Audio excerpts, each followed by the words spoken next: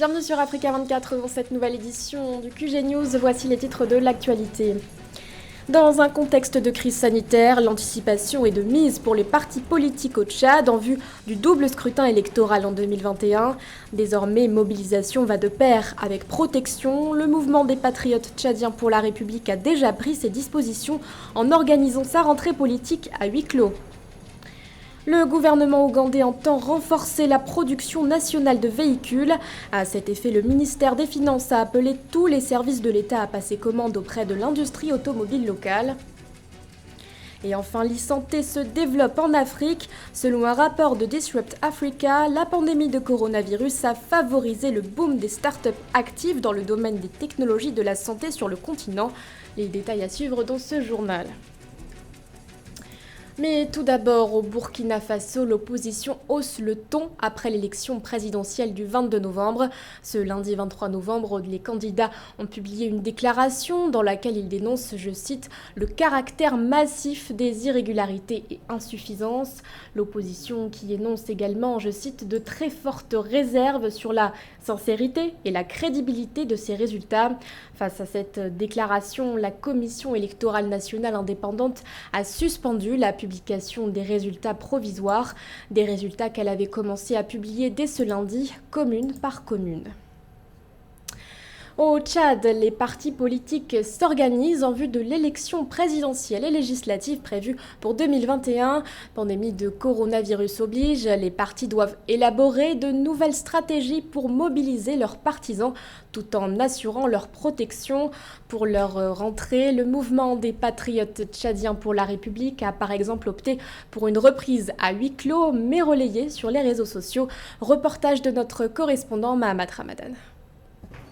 Au Tchad, en dépit de la pandémie de Covid-19, les partis politiques se préparent activement pour les prochaines échéances électorales. C'est le cas du parti Mouvement des Patriotes Tchadiens pour la République MPTR qui a fait sa rentrée politique à huis clos ce 21 novembre 2020 pour limiter les risques de propagation de la maladie. Placé sous le thème « Rendre à la jeunesse ses opportunités », l'événement a permis au bureau exécutif du parti de dérouler ses programmes politiques et de faire son bilan. Les préoccupations de notre jeunesse constituent un point de droit absolu de revendication légale. Et vous verrez que cela tombe bien. Le MPTR n'est pas un mouvement qui négocie ses droits. Le MPTR est loin d'être un parti qui cède au consensus mou sur les thèmes vitaux pour notre peuple. Le MPTR est un parti jaloux de ses droits, qui ne réussit point à faire injonction quand il s'agit d'un principe de droit. Alors, nous enjoignons les rapaces de tous les atouts de la jeunesse, les braconniers des libertés de la jeunesse, à lui rendre ce qui lui revient de plein droit.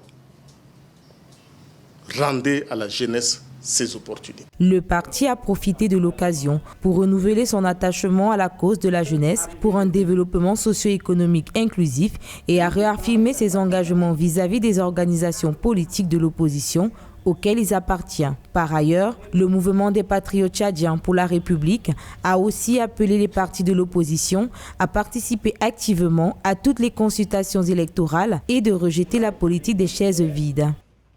Le MPTR s'engage à promouvoir la démocratie et en particulier à instaurer une politique fondée sur le respect de la souveraineté du peuple et de l'indépendance nationale.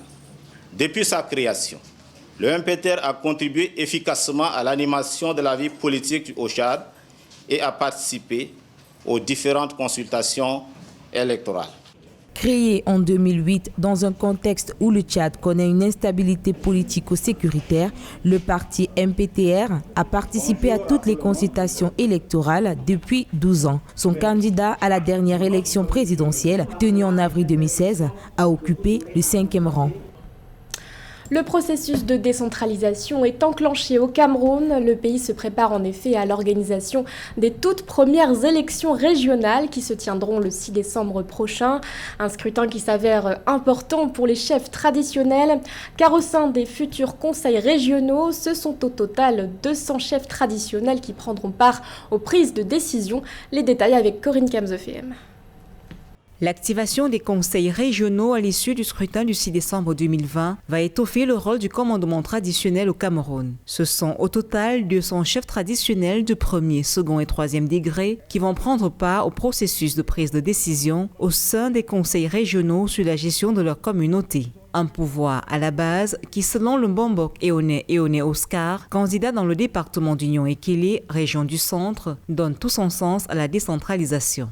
Si les communautés sont encadrées par des chefs traditionnels, ce n'est qu'un atout majeur à la pratique de notre mission dans l'accompagnement, l'encadrement et l'impulsion d'un certain nombre de choses qui impactent sur le bien-être et le développement de nos populations. Au Cameroun, les chefs traditionnels ont depuis 1977 un statut d'auxiliaire administratif. Ils servent de lien entre l'administration et les populations du village. Ils sont jusqu'ici chargés de certaines tâches telles que la collecte des impôts et la rédaction d'actes administratifs. Avec la décentralisation, le conseil régional, le chef se sentira plus libre et plus autonome. Cette institution vient donner plus de valeur à la chefferie traditionnelle au sens où les chefferies sont un grand socle d'informations qui impactent vraiment dans l'élaboration des politiques, des nouvelles politiques adaptées aux projets de développement. Ce sont près de 1500 chefs traditionnels qui sont appelés à désigner leurs pairs pour ce premier mandat de 5 ans des conseils régionaux. Au sein de cette unité administrative, l'autorité traditionnelle devra également gagner le pari de la collaboration avec les conseillers issus des communes. La campagne électorale qui a débuté le 21 novembre met en exergue plusieurs projets de gouvernance qui épousent les problématiques spécifiques à chaque localité. Le scrutin indirect du 6 décembre, qui se fera sur un mode de liste, est une élection pionnière qui parachève le processus de transfert des compétences et des ressources du pouvoir central aux collectivités territoriales décentralisées depuis leur constitutionnalisation en 1996. Dans l'actualité également, le verdict est tombé pour l'ancien chef rebelle Thabo Taberi, dit Cheka. Ce lundi 23 novembre, la Cour militaire opérationnelle du Nord Kivu a condamné le fondateur de la milice Nduma Defense of Congo à la prison à perpétuité. Thabo Taberi était jugé entre autres pour viol, meurtre ou encore assassinat. Des crimes commis entre 2010 et 2014 dans plusieurs villages de Walikale. À noter que ce verdict a été salué par la mission de l'Organisation des Nations Unies en République démocratique du Congo. La MONUSCO a en effet indiqué qu'il s'agit, je cite, d'un immense espoir pour les nombreuses victimes des conflits en RDC. Favoriser la production nationale de véhicules, c'est l'initiative prise par le gouvernement ougandais pour soutenir les fabricants locaux. Le 17 novembre dernier, le ministère des Finances avait exhorté tous les services de l'État à, je cite, passer des commandes de fournitures auprès de l'industrie automobile locale. Une mesure qui entre dans le cadre du concept Buy Uganda, Build Uganda. Marie-Raphaël Ntolo. Le gouvernement ougandais va entamer une stratégie d'approvisionnement local en véhicules de fonction pour ses différents départements. À cet effet, le ministère des Finances a enjoint le mardi 17 novembre 2020 toutes les administrations de l'État à acheter des bus créés par des entreprises locales. Selon les autorités ougandaises, cette opération s'inscrit dans le cadre de la stratégie Buy Uganda, Build Uganda, qui vise à soutenir l'industrie automobile locale qui s'est considérablement développée ces dernières années. L'industrie automobile de l'Ouganda est assez développée depuis quelques années. Le projet aujourd'hui, c'est de produire un certain nombre de véhicules qui vont être consommés au niveau du marché africain et passer à 5 000 véhicules après les 150 000. Évidemment, déjà à l'actif du gouvernement, puisque tous les véhicules de fonction de l'administration seront fournis par ces industries.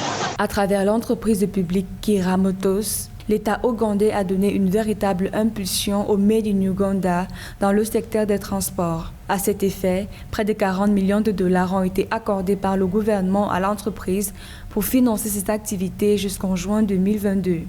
Alors, plusieurs acteurs tirent profit au niveau de cette industrie automobile.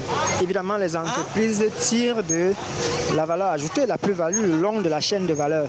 Ça, c'est la première des choses. Maintenant, l'État, voyez-vous, il gagne en termes de recettes budgétaires, c'est-à-dire la qualité de la dépense publique dans la question du consommé local, au lieu d'importer des véhicules qui vont nous coûter très cher déjà en termes de dédouanement et des frais logistiques internationaux. Suivant une tendance régionale qui se manifeste également dans d'autres pays d'Afrique de l'Est, la société s'est ainsi engagée à commencer l'assemblage de nouveaux véhicules d'ici juin 2022 avec une capacité de production initiale de 5 000 unités par an. Rappelons que cette mesure s'est accompagnée d'une incitation des fonctionnaires et des citoyens à consommer les produits fabriqués par la société afin de réduire la dépendance du pays aux firmes étrangères. Le secteur aérien se développe au Rwanda. Le 18 novembre dernier, le Parlement a approuvé la ratification de 5 accords bilatéraux signés entre autres avec la République démocratique du Congo, la Namibie ou encore le Brésil. Des accords qui seront bénéfiques à la compagnie nationale rwandaise puisqu'ils permettront d'étendre ses activités commerciales. Mildred Diamond. Le Rwanda a conclu 5 accords de coopération le 18 novembre 2020 en vue d'étendre son réseau aérospatial. Ces accords ouvrent la voie à ce pays d'Afrique de l'Est pour coopérer dans le secteur de l'aviation avec 5 pays. Les pays concernés sont le Brésil, la République démocratique du Congo, la Namibie, la Somalie et la Tunisie. En tant que pays sans littoral, nous n'avons pas la possibilité d'obtenir des opportunités de commerce extérieur sans utiliser le transport aérien. Ces accords aideront donc Rwandais à voler vers différentes destinations en promouvant l'image et la diplomatie du pays. Selon les autorités, ce projet facilitera entre autres les plans d'expansion de la compagnie aérienne nationale rwandaise durement touchée par la pandémie de Covid-19. Notons que le Rwanda prévoit également des accords de coopération avec la Corée du Sud et Malte dans le but de renforcer le commerce. Le Rwanda fera tout ce qu'il faut, y compris en période de Covid, pour essayer de pousser le plus possible ses potentiels. Le Rwanda voudrait être le continent qui collecte le trafic local, régional, pour être en mesure de pouvoir l'amener le plus loin possible. Il continuera sa volonté et son ambition. Il faut savoir simplement qu'en ce moment, c'est une période d'investissement. Les récoltes et les avantages viendront avec le temps. À ce jour, 52 accords bilatéraux sur les services aériens ont été ratifiés par le gouvernement rwandais. En octobre 2020, le Rwanda est devenu le 3e pays africain à ratifier la constitution révisée de la Commission de l'aviation civile africaine qui vise à promouvoir le développement des systèmes de transport aérien africains. La crise sanitaire aura au moins eu un avantage sur le développement de l'e-santé en Afrique. Selon un rapport établi par Disrupt Africa, je cite, le nombre de startups actives dans le domaine des technologies de la santé sur le continent a augmenté de 56,5% au cours des 3 dernières années. Un boom qui s'est accéléré ces 18 derniers mois, précise le rapport, donnant, je cite, un coup de projecteur aux startups e-santé. Mildred Diamond. Avec la pandémie de Covid-19, le secteur de la santé numérique en Afrique connaît une progression au cours des derniers mois. La volonté des gouvernements africains, longtemps restés figés sur la question de la santé numérique, est de nouveau mobilisée.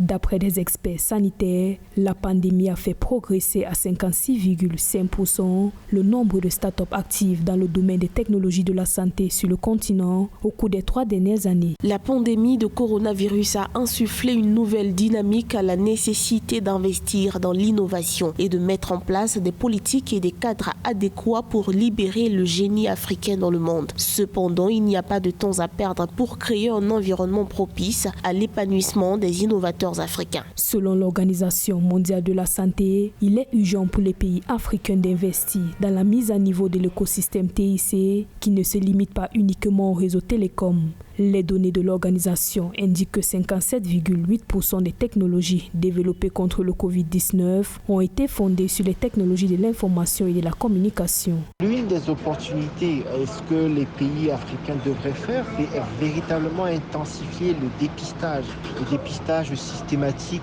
des voyageurs, ainsi d'identifier les derniers, ce qu'on appelle les clusters, les derniers endroits où on peut retrouver des cas.